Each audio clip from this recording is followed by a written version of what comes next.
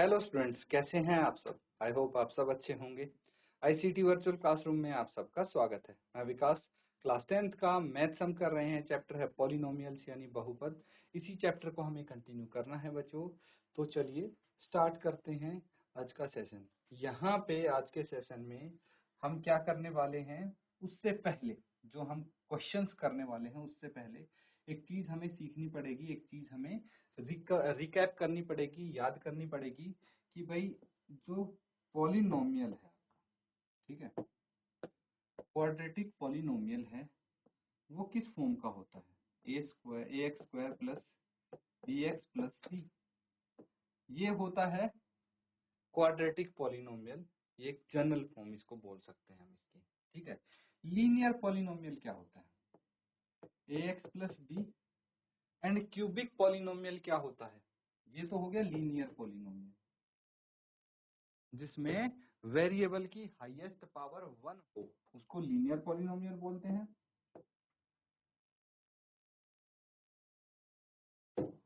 जिसमें वेरिएबल की highest power 2 हो उसको क्वाड्रेटिक पॉलिनोमियल बोलते हैं।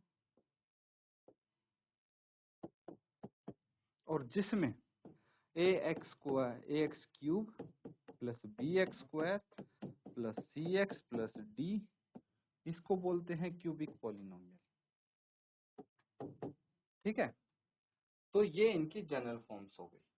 अब अगर हम बात करें रूट्स की, ठीक है, किसके रूट्स की, इसके रूट्स की, ठीक है। तो इसके जो रूट्स हैं उनको हम बोल देते हैं अल्फा एंड बीटा, ठीक है। इसके रूट्स को अल्फा और बीटा बोल देते हैं। और जो इसके कॉफिशिएंट्स हो गए ए बी और सी हो गए, अब इनके बीच का रिलेशन भी हमें पता होना चाहिए। जैसे sum of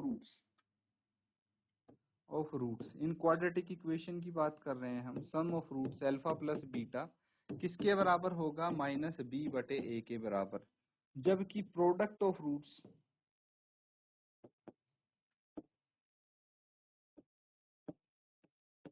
alpha into beta होगा सी बटे ए के बराबर। ये कुछ चीजें हैं जो आपको पता होनी चाहिए, इनको एक बार आप रिवाइज कर लो, फिर हम क्वेश्चन करेंगे।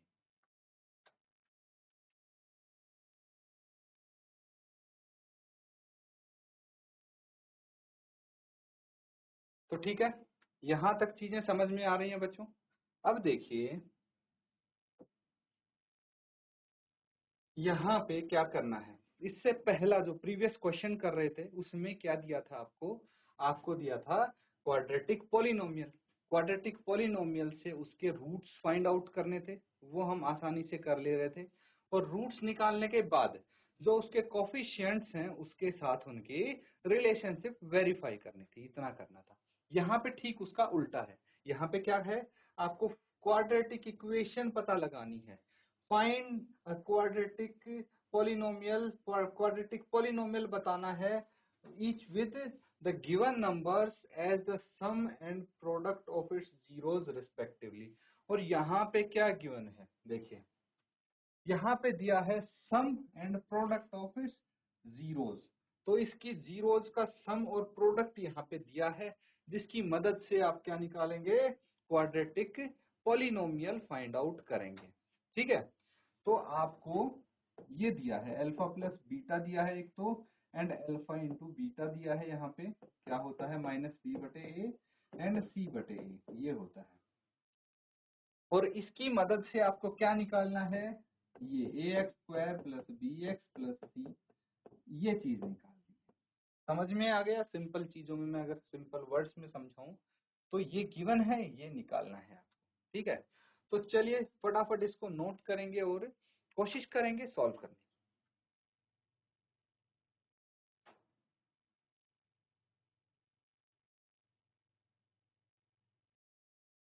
ठीक है बच्चों, अब साथ में फर्स्ट पार्ट जो है इसका है उसको सॉल्व करके देखते हैं, थोड़ा आपको आइडिया लगेगा कि किस प्रकार से इनको हल कर सकते हैं। तो सबसे पहले हम क्या करेंगे,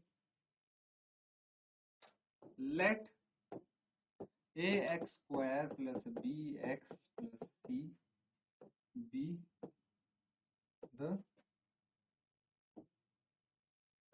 क्वाड्रेटिक पॉलिनोमियल, ठीक है, इसको क्वाड्रेटिक पॉलिनोमियल मान लेते हैं एंड इसको क्वाड्रेटिक पॉलिनोमियल मान लिया and alpha beta be its roots, और इनको इसके रूट्स मान लेते हैं अल्फा और बीटा को। ठीक है, ये चीज क्लियर है। अब देखिए, हमें पता है कि भाई हमारे पास जो सम ऑफ रूट्स है यही दिया है ना, sum and product of its zeros, तो सम ऑफ जीरोस, तो यहां भी हम जीरोस लिखेंगे इसको,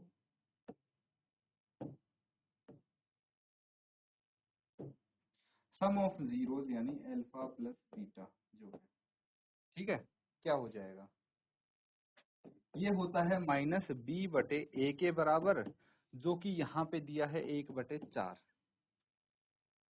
ये समझ में आता है। तो यहाँ से एक चीज तो पता लग गई कि ए तो 4 के बराबर है अगर इसको हम कंपेयर करें तो, और माइनस बी 1 के बराबर है, यानी बी हो गया -1 के बराबर, है कि नहीं। ए हो गया 4 के बराबर, बी हो गया -1 के बराबर। लेकिन बात यहाँ से नहीं बनेगी, हमें प्रोडक्ट ऑफ जीरोस भी दिया है, प्रोडक्ट ऑफ जीरोस यानी alpha into beta is equal to 1, 1 दिया है -1 दिया है ना, क्या होता है ये c बटे a होता है जो कि -1 के बराबर है। समझ में आता है। इसको हम ऐसे भी तो लिख सकते हैं -1/1, क्योंकि ये c बटे a है, ये -1/1। लेकिन यहाँ पे एक दिक्कत है कि यहाँ तो हम बोल रहे हैं a 4 के बराबर है, यहाँ a 1 के बराबर है, यहाँ भी तो 4 के बराबर होना चाहिए। तो c बटे a को हम क्या करेंगे, a को हम 4 बनाने की कोशिश करेंगे, तो इसको 4 से मल्टीप्लाई कर देंगे, न्यूमरेटर को भी करना पड़ेगा, तो ये -4/4 आ गया।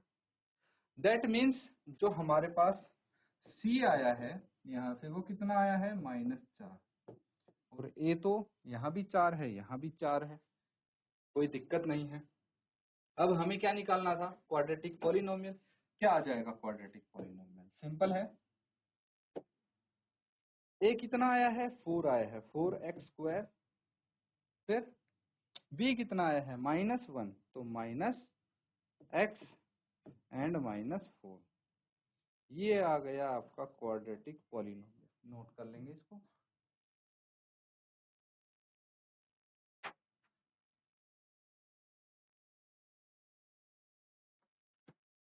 ठीक है, अब ऐसे ही 1 बाय 1 सारे हम क्वेश्चंस कर लेंगे। चलिए अगला देखते हैं। Let the polynomial be ax² plus bx plus c and its zeros be alpha and beta, ये इसकी जीरोस हो गए। ठीक है, तो हमें पता है क्या गिवन है, सम ऑफ जीरोस यानी अल्फा प्लस बीटा कितना गिवन है इस केस में, √2, प्रोडक्ट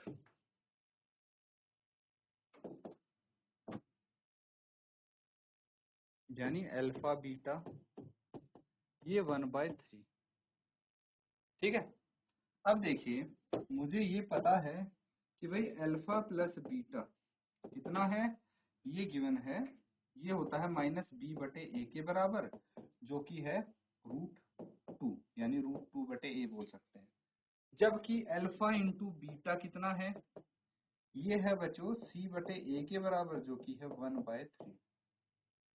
तो यहाँ से मुझे एक चीज पता लगी, यहाँ पे a 1 के बराबर है, यहाँ पे a 3 के बराबर है, तो a 3 के बराबर हो जाएगा, a = 3, है ना। इसको भी तो मैं बना सकता हूँ a को 3, कैसे, इंटू 3/3 कर देंगे, कितना आ जाएगा 3√2/3, तो a 3 है दोनों जगह से। b कितना आ गया, b आ गया 3√2 एंड c कितना आ गया, c आ गया 3। ठीक है, 1 आ गया c। अब हमारे पास जो पॉलिनोमियल है a3 है 3x² प्लस 3√2 प्लस 1, ये पॉलिनोमियल है, नोट कर लेंगे।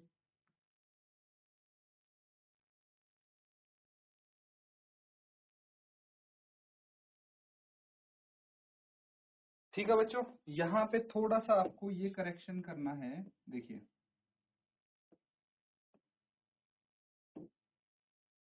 क्या करना पड़ेगा,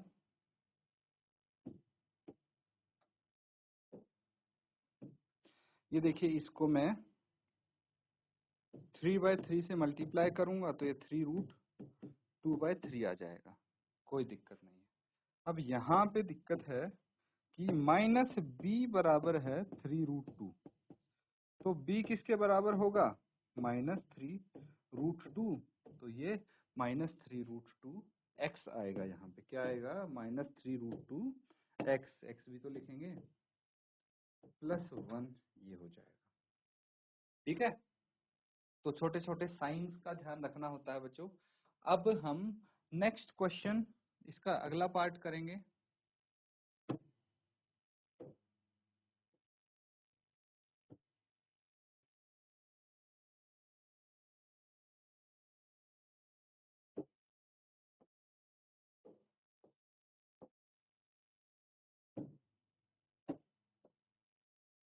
पार्ट सी देखिए, यानी थर्ड पार्ट है ना, यहाँ पे थर्ड दिया है। तो पॉलिनोमियल ये हो जाएगा, सम ऑफ जीरोज है हमारा 0, प्रोडक्ट कितना है, प्रोडक्ट ऑफ जीरोज यानी अल्फा इंटू बीटा, ये है √5। तो यहाँ से मुझे पता लगा है कि अल्फा प्लस बीटा जो है वो -b/a के बराबर होता है, जो कि यहाँ पे 0 है, या फिर 0/1 है। जबकि अल्फा इंटू बीटा होता है c/a, जो कि √5 या फिर √5/1 भी लिख सकते हैं, है ना। तो a तो पता लग गया मुझे, a कितना है, 1 है। b कितना है, देखिए -b अगर 0 है तो b भी क्या हो जाएगा, 0 के बराबर होगा, और c कितना हो जाएगा, √5। तो पॉलिनोमियल क्या आ गया हमारे पास, a है 1, तो x², फिर ये तो 0x हो जाएगा, इसको नहीं लिखेंगे कोई दिक्कत नहीं है, प्लस c यानी +√5, ये लिख सकते हैं। या फिर एक स्टेप और इसमें बढ़ा सकते हैं, सबसे पहले आप लिखेंगे 1x², फिर लिखेंगे -0x plus √5 and x² plus √5, ये आ जाएगा। ठीक है,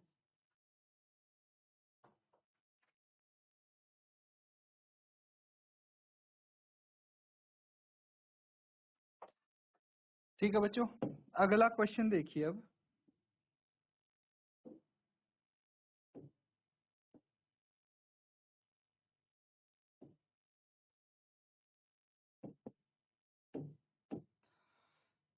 अब इसका पार्ट है फोर्थ। यहाँ पे sum of zeros, product of zeros दोनों ही 1 है, तो बहुत आसान है ये तो। अल्फा प्लस बीटा क्या है हमारे पास, -b/a, जो कि 1 है, यानी 1/1 इसको लिख सकते हैं। जबकि अल्फा इंटू बीटा कितना है, c/a, जो कि 1/1 है। तो यहाँ से a तो 1 आ गया, b कितना आ गया, -b 1 है, तो b आ गया -1, और c भी 1 आ गया। तो पॉलिनोमियल क्या हो जाएगा, x² - x plus 1, that's it.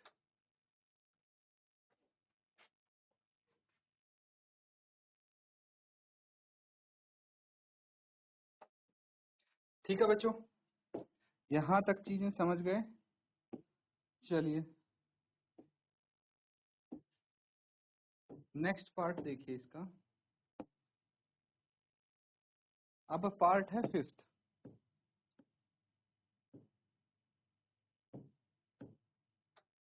तो फिफ्थ पार्ट में है sum of zeros -1/4 and product of zeros है आपका 1/4। यानी यहाँ पे ये दिया है alpha plus beta is equal to -b/a होता है जो कि है -1/4 एंड अल्फा इंटू बीटा कितना है c/a होता है जो कि 1/4 है। तो a की वैल्यू तो हमें पता लग गई कि 4 है, माइनस b है -1 के बराबर, यानी b है 1 के बराबर एंड c है आपका 1 के इक्वल। तो क्या हो जाएगा polynomial 4x² plus x plus 1, ये हो गया, नोट कर लीजिए।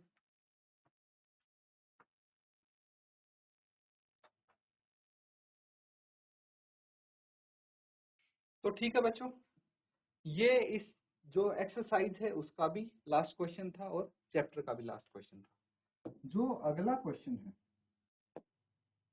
सिक्स्थ क्वेश्चन है, इसको आप होमवर्क में करके लाएंगे, इसके सिक्स्थ पार्ट को। बिल्कुल ऐसे ही होगा जैसे बाकी के 5 पार्ट्स हमने यहाँ पे कवर किए हैं। तो आई होप आप अच्छे से इसको कर पाएंगे। अब देखिए एक एग्जांपल है यहाँ पे, इसको थोड़ा समझने की कोशिश करते हैं। Find the zeros of quadratic polynomial for √3x² plus 5x minus 2√3x। तो इस तरह से थोड़े कॉम्प्लिकेटेड भी आपके पास क्वेश्चन आ सकते हैं, बट कोई दिक्कत नहीं है, हम इजीली इसको कर सकते हैं। यहाँ पे ध्यान क्या रखना है आपको, देखिए ये px है ना, ये px यानी इसको हम पॉलिनोमियल मान लेंगे और वही तरीका लगाएंगे स्प्लिटिंग द मिडल टर्म वाला। मिडल टर्म स्प्लिट करके और धीरे धीरे इसको हम सॉल्व करेंगे। उससे पहले कि यहाँ पे मैं एक्सप्लेन करूं, फटाफट इसको आप एक बार सॉल्व करने की कोशिश कीजिए।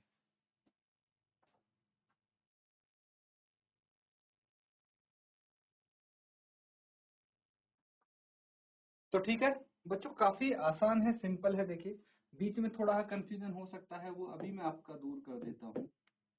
यहाँ तक चीजें समझ में आ रही हैं। ये हमने क्या किया, इसको लिख लिया है। अब मिडल टर्म स्प्लिट करनी है, तो मिडल टर्म कैसे स्प्लिट करते हैं, जो इसका कोफिशिएंट है x² का क्या है 4√3 इंटू जो ये कांस्टेंट टर्म है इंटू -2√3, इनको मल्टीप्लाई करके जो आता है -24। ठीक है, तो जो बीच वाली टर्म है उसको ऐसे स्प्लिट करना है कि मल्टीप्लाई करके हमारे पास -24 आए और ऐड करके आए +5। तो हमें चाहिए 8 इंटू -3, कितना आ जाएगा -24 एंड 8 प्लस -3 करेंगे तो कितना आ जाएगा 5 आ जाएगा, बात बन जाएगी। समझ में आ रहा है। तो अब क्या करना है, ये चीज समझ गए ना आप। बस एक स्टेप और मैं लिखूंगा और सारी चीजें क्लियर हो जाएंगी। अब यहाँ पे कैसे किया है इन्होंने, देखिए इससे पहले एक स्टेप लिख लेते हैं। 4√3x² plus 8x minus 3x, ठीक है, एंड -2√3, जो कि ये स्टेप में आपको दिखेगा। ठीक है, तो इस 5 को हमने क्या कर लिया 8 - 3 के रूप में कर लिया। उसके बाद यहाँ से क्या आ गया 4 कॉमन आ गया, तो √3 प्लस x √3x प्लस 2 बच गया। यहाँ से -√3 निकाल लिया तो √3x प्लस 2 बच गया। फिर √3x प्लस 2 को कॉमन ले लिया तो ये 4x प्लस √3 बच गया। और यहाँ से हमारे ये रूट्स आ जाएंगे। क्या क्या रूट्स आ जाएंगे, ये इसकी जब x की वैल्यू क्या है -2√3 एंड √3/4 होगी तो इसकी वैल्यू 0 हो जाएगी। तो ये इसके जीरोस हो जाएंगे। कैसे आए हैं ये जीरोस, देखिए हमने किया है √3x प्लस 2 को 0 के बराबर रखा है एक, तो यहाँ पे x कितना आ जाएगा -2/√3 जो कि ये है। और दूसरे में रखा है 4x माइनस √3 को 0 के बराबर रखा है, तो x कितना आ गया √3/4 जो कि ये है। ठीक है, ये जीरोस आ गए। तो इसको नोट कर लेंगे। इस तरह से भी आपके सामने क्वेश्चंस आ सकते हैं। तो बच्चों अच्छे से इनकी प्रैक्टिस करें। इसी के साथ आज का सेशन हम यहाँ पे एंड करेंगे। Thank you and have a nice day.